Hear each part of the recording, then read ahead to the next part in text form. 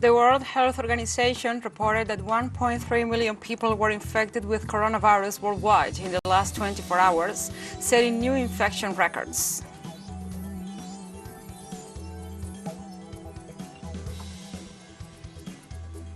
The Biden administration asked the Supreme Court for permission to end the Trump-era Remain in Mexico program.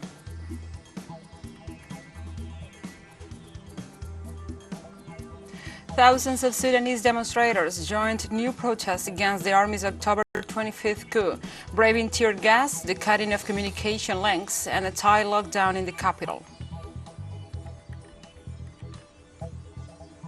From the headquarters of TeleSUR English in Havana, Cuba, this is From the South. I'm your host, Gladys Quesada.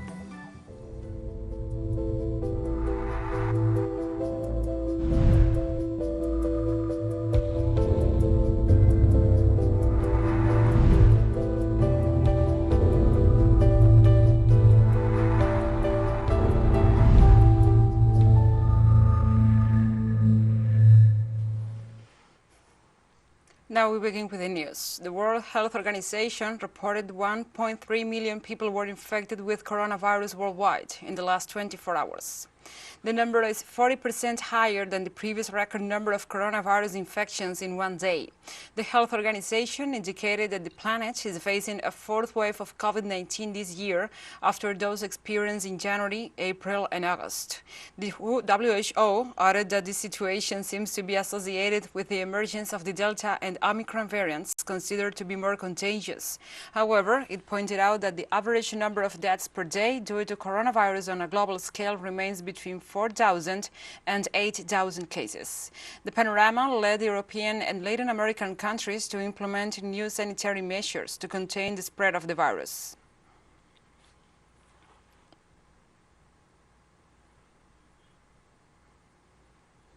In the Americas, COVID-19 cases increased by 50% during the last week, while coronavirus-associated deaths rose by 11%. According to reports from the World Health Organization, more than half of the countries in the region have doubled the average numbers of cases. According to a press release, the WHO reports that the United States, Canada, and Argentina have been affected by the highest infection rates in the planet. In the Andean region, Bolivia leads the rise, but cases have also increased in Colombia, Ecuador, and Peru. At the same time, the Pan American Health Organization warned that due to the end of the year festivities, cases could continue to rise in the coming weeks, as well as hospitalizations and fatalities.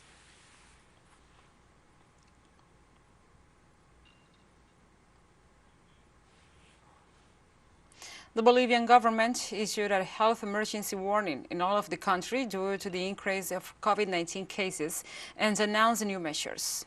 All permits for celebratory activities were suspended in the cities of La Paz, Santa Cruz, El Alto, and Cochabamba.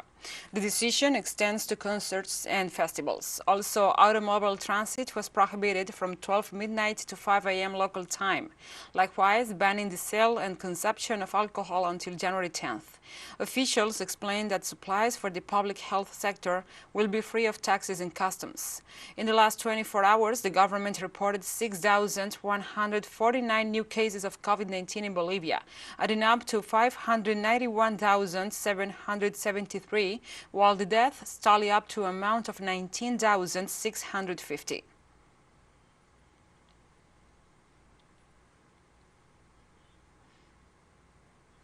This Wednesday, the government of Peru maintained 37 continuous hours of vaccination nationwide, with the goal of reaching 80% of the population immunized with 2 doses of the COVID-19 vaccine. The Ministry of Health set up 24 vaccination centers that will be open non-stop until 8 p.m. local time on Thursday. The government of President Pedro Castillo urged the citizens to wear New Year's clothes to take pictures of them recently vaccinated. As of Tuesday 28th, Peru had almost 21.5 million people with 2 doses, which corresponds to 65% of the national population and 76.7% of the vaccination target population. By the beginning of 2022, vaccination figures are expected to jump again as immunization of children aged 5 to 11 years old is scheduled to start at that time.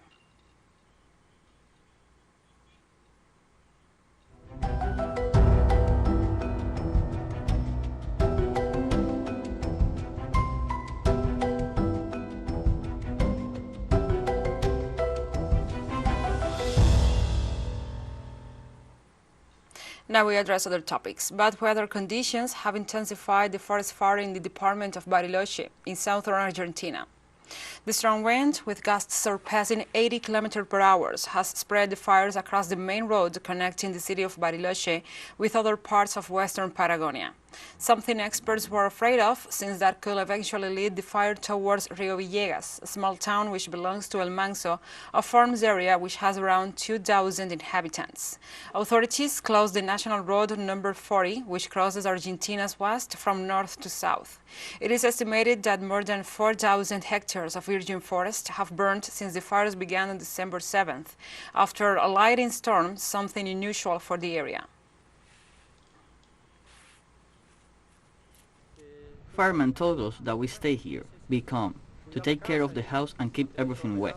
We can't do anything else, because the fire is very big. We don't know where it is going to come from. I've heard another column of fire is advancing towards Rio Villegas, 4 kilometers from here. It's very spread out. It's immense. It's a huge thing. Floods in Brazil leave at least 24 people dead, 400,000 affected and some 65,000 displaced. According to civil defense reports, 2 of the 3 bodies found are those of a couple whose vehicle was swept away by the water in the town of São Félix do Coribe, while the 3rd is a man from Ubaitiba who was run over by a driver who lost visibility due to the rains. So far, more than 37,000 people have lost their homes and another 53,000 were evacuated or evicted. In the midst of all this crisis, President Jair Bolsonaro refused to receive humanitarian aid from Argentina. The aid consisted of 10 professionals specialized in water, logistics, and psychosocial support.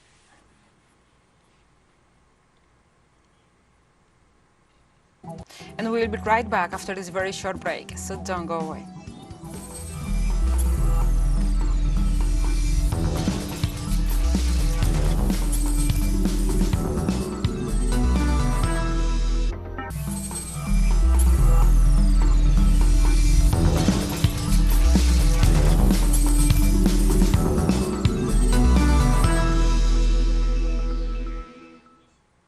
Welcome back. On Thursday, Venezuela's National Assembly passed the organic bill for the reform of the organic law of the Supreme Court of Justice.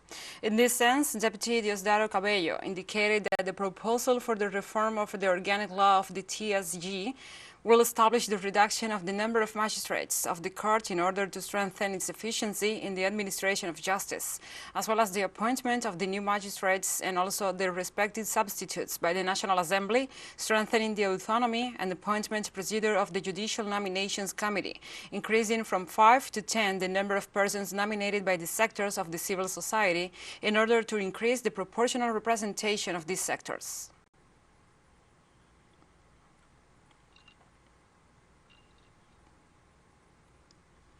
In Bolivia, more than 50 victims of undue detention and torture during the de facto government sued the main authorities of Jeanine Áñez before an international tribunal. Our correspondent, Freddy Morales, tells us all the details. International expert investigations established that more than 1,500 people were improperly detained, many of them under torture, during the de facto government of Jeanine Áñez. Process for sedition, for terrorism, for damage to public health, all of that, but nothing was ever proven. They wanted me to say that I'm here because they have paid me, and that is why I am here. But it was not true. We have called ourselves to come out in defense of democracy and also of the Pollera women who are very humiliated. The de facto government even went so far as to shackle people who were hospitalized due to their delicate state of health. Until we obtain justice, because the final objective is that never again in Bolivia what happened in the government of Jeanine Áñez will be repeated. The whole world must know what happened. More than 50 people who suffer imprisonment and torture for political reasons have organized themselves into a victims committee and announced that they have presented their cases to the United Nations Committee Against Torture. 72nd session of the Committee Against Torture, we have presented a criminal complaint for the crimes of torture and cruel and inhuman treatment to 54 people who have been victims of these crimes against humanity. This has been exposed before the Committee Against Torture, and they have mentioned it is in this final report of recommendations to the plurinational state of Bolivia, who has accepted these facts as true. The Convention Against Torture is a body of 10 independent experts that monitors compliance with the Convention Against Torture and other cruel, inhuman, or degrading treatments or punishment by states that are members of the United Nations. It entered into force in 1987. Freddy Morales, TeleSUR, Bolivia. Thank you, Freddy, for this report. Now we continue in South America, because in Argentina it is now 1 year since the legalization of the voluntary, no-cost and safe interruption of pregnancy. 12 months ago, the sectors backing up this initiative took to the streets of Buenos Aires to celebrate the approval of the law in Congress that permits the self-determining right of pregnancy interruption under state guarantees and health care support. This Thursday, the groups who favor this legislation will gather in what they call a federal pañuelazo on the handkerchief protest to demand the full application of the voluntary pregnancy interruption law. The activists denounced that the norm has suffered setbacks in courts, while some health professionals refuse to put a stop to the bearing. Official information registered that since the coming into force of the law, 32,000 pregnancy interruptions have been effected in the Argentine public health system.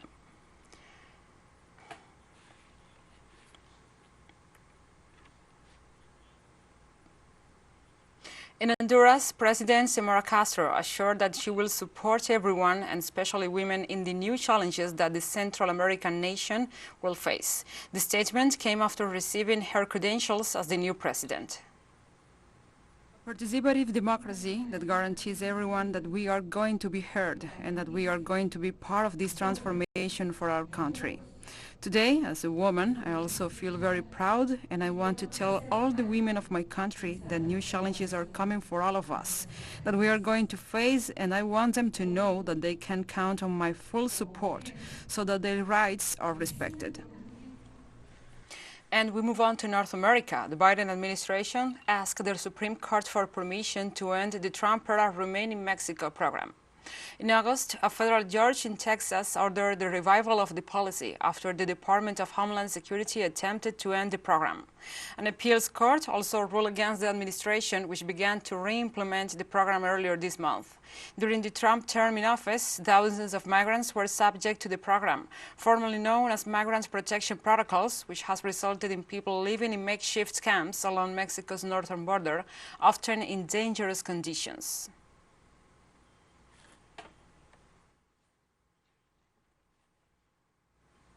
Russia's foreign ministry on Thursday confirmed plans for high-level talks between the U.S. and Russia in Geneva on January 10th.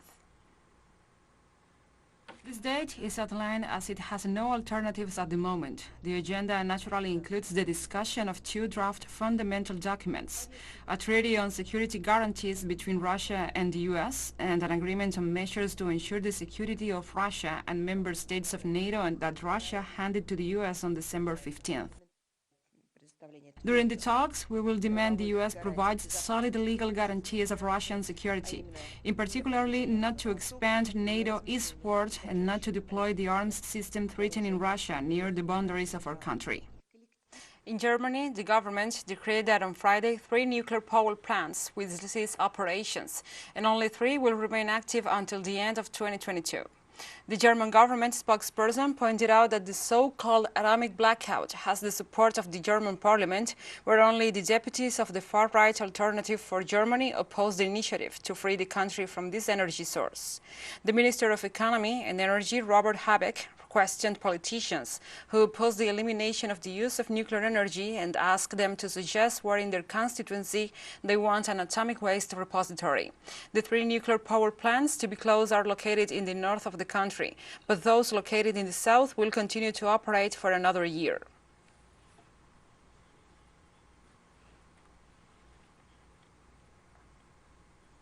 China and the United States held their annual meeting on the Maritime Military Consultation Agreement and spoke about sea travel safety situation involving the two countries' fleets. The Chinese Defense Ministry informs that the conversations transpired between December 15th and 17th, 2021. During the debate, the main maritime conflicts between both nations were addressed, resulting in negotiations to find solutions and improvement of ties. Also, Beijing denounced Washington's constant military incursions in the Strait of Taiwan and its repeated intervention acts in the Asian region.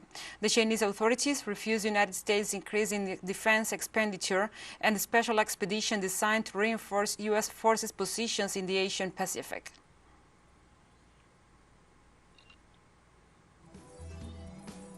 And we have more stories coming up after this final short break, so stay with us.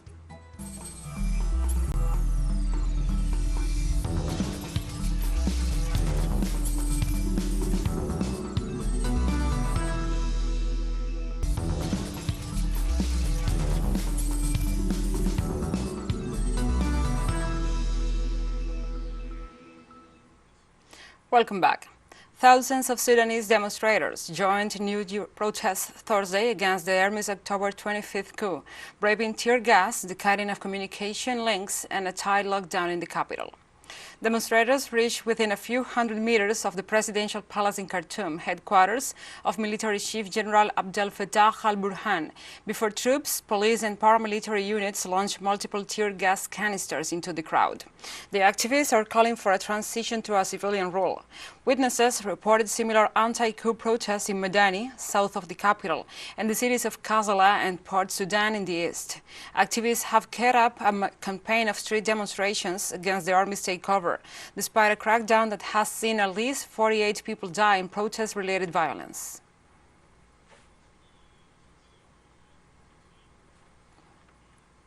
Demonstrating for the fall of the military power and against the political agreement between Burhan and Hamdok of November 21st, which was supposed to stop the bloodshed. But unfortunately, there are still deaths and violence. It means that this agreement is not the right one.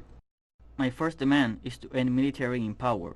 I do not support this agreement of Prime Minister Abdallah Hamdok because from the beginning, signing the constitutional declaration with the military was a mistake. From the beginning, we should never have made an agreement with the military. Everyone knows that the head of the paramilitary Rapid Support Forces and General Abdel Fattah are Bashir's men. Until today, none of the objectives of the revolution have been achieved. United States and Israeli fighter jets were accused by the Yemeni popular movement Ansarullah of participating in the bombing of the capital Sana'a and other Yemeni cities. The members of the Political Council of Yemen's Ansarullah People's Movement, Ali al-Kahun, said on Wednesday that the country will take action against the criminal aggression against the capital city of Sana'a and other cities. He also ratified that these attacks are under the instructions of the United States and Israel. It should be noted that this statement comes amid the advance of the Yemeni army against the Saudi coalition in different sections of the Yemeni territory under the support of the popular committees.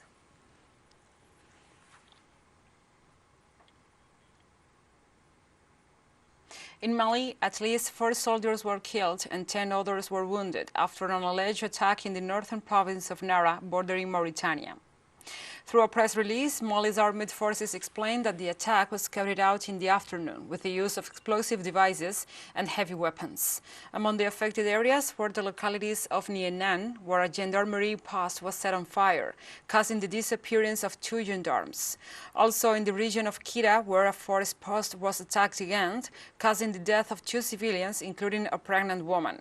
Mali is going through a period of strong instability after 2 coups d'etat and permanent attacks by extremist groups.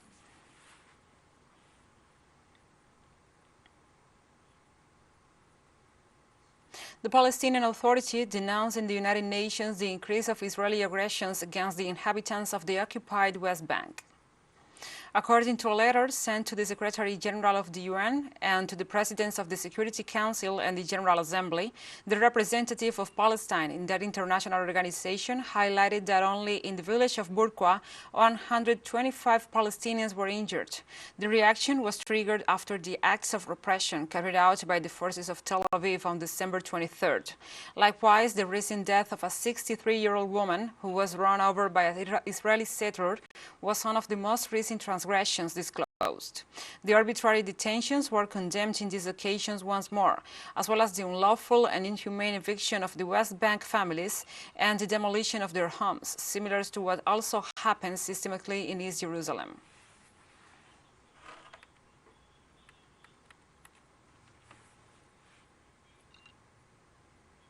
The government of Iran considered as satisfactory the progress achieved in the framework of the dialogues being held in Vienna to rescue the nuclear agreement signed with the Western powers in 2015. According to Iranian negotiator Ali Bagheri, in the negotiations between the two sides, some written exchange on the lifting of sanctions are taking place, as well as the progress in the dialogues during the first days of the talks being held in Vienna. During the discussions, the main challenge is to bring Washington back to the agreement, from which it unilaterally withdrew in 2018, and unilaterally reimposed sanctions on Tehran. So far, it is known that the next round of negotiations will restart on January 3rd.